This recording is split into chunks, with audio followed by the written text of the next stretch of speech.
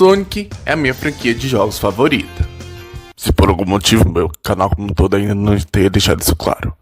Mas não é só de Sonic que se vive o homem. E tem outras franquias nos games que eu gosto muito, como Kirby e Mario, que serão o foco desse vídeo.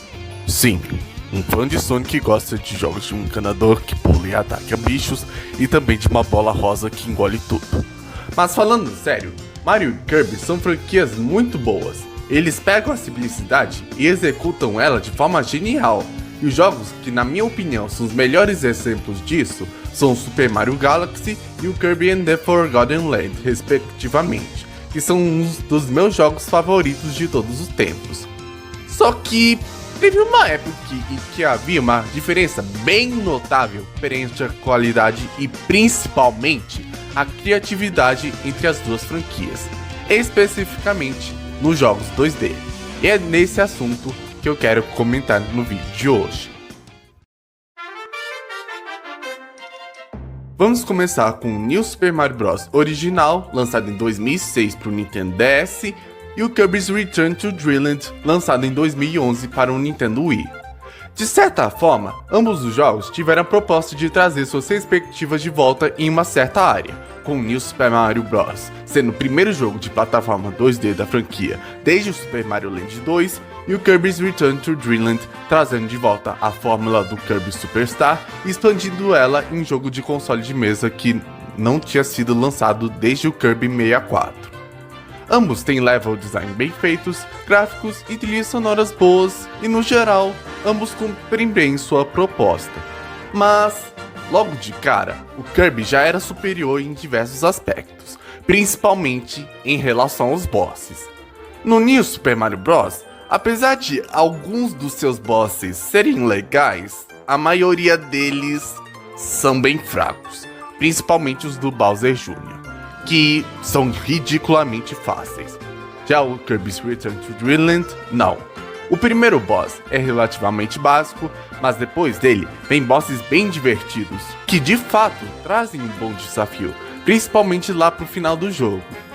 Ambos os jogos são relativamente parecidos de certa forma, mas o Kirby já levava vantagem em certos quesitos.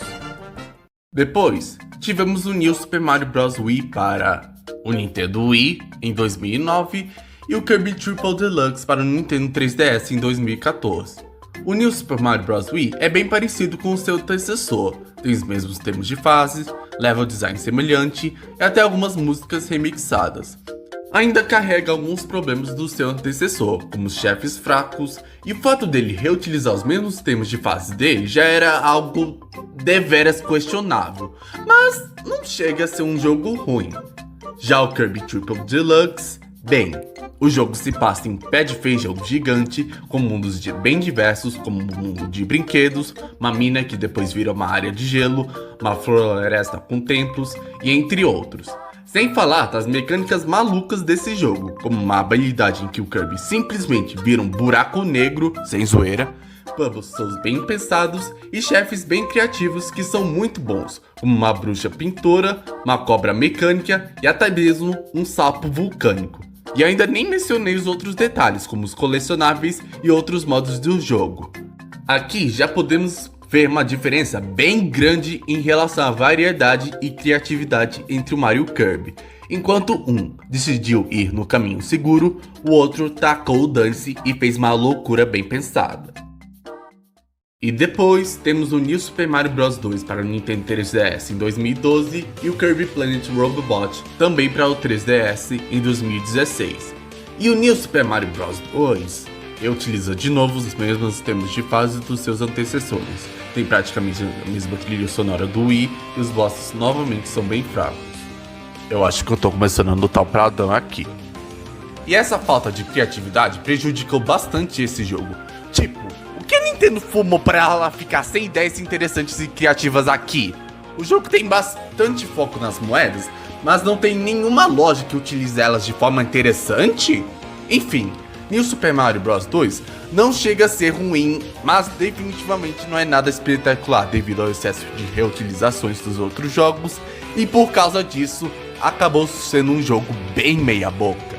Mas o que com certeza não é meia boca é o Kirby Planet Robobot. E cara, esse é considerado por muitos um dos melhores jogos do Kirby. E com razão, pois ele é muito bom mesmo. Primeiro que já começa com o planeta tendo sua natureza inteira mecanizada. E o Kirby se embarca em uma aventura encontrando e pilotando robozões no meio do caminho. O que é uma ideia muito genial e criativa.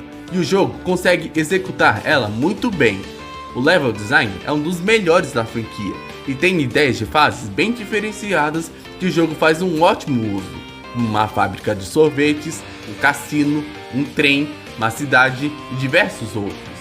A história é bem detalhada e interessante, pelo menos para os padrões do Kirby. E os chefes, puta que pariu, são fenomenais. Já começa com uma árvore robô, e depois vem Meta Knight possuído, um King Dedede de Gosma, e tem um dos melhores final bosses da franquia, que, diferente de um certo jogo, consegue executar muito bem a sua ideia, sendo uma batalha realmente épica. Mais uma vez, enquanto o encanador decidiu jogar no seguro, o Bolota Rosa arriscou a mira e acertou em cheio.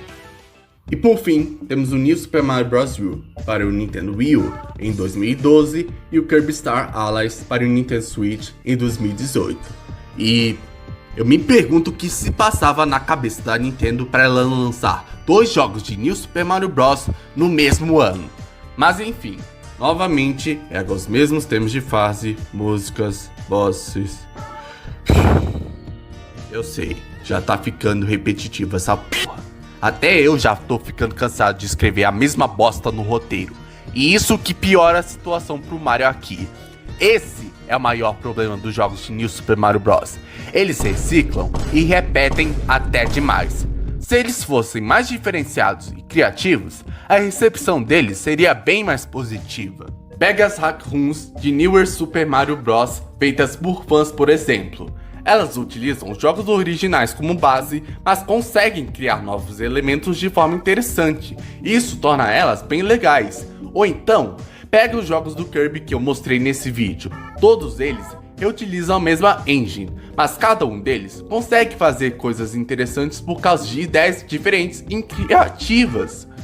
Enfim, falando do Kirby, o Star Allies não é tão bom e criativo quanto os seus antecessores por causa do level design mais simples e básico, provavelmente devido ao foco no multiplayer, mas ainda assim, ele consegue ser bem criativo e divertido. E essa era a diferença entre o Mario e Kirby nos jogos 2D. Enquanto o Mario reutilizava elementos até demais, fazendo o nome New nos seus jogos perdeu o sentido muito rápido, o Kirby, mesmo reutilizando a mesma engine em 4 jogos seguidos, esses jogos em questão pegaram os maiores problemas dos New Super Mario Bros. E eliminou eles, fazendo o Bolota Rosa se manter diferenciado e criativo. Mario depois aprendeu essa lição com Super Mario Bros. Wonder em 2023, mas essa lição vem de uma época em que o Bolota Rosa simplesmente dominava o bigodudo. E esse foi o vídeo. Obrigado por assistir. Eu sou Pedro Paulo Hedgehog e até a próxima.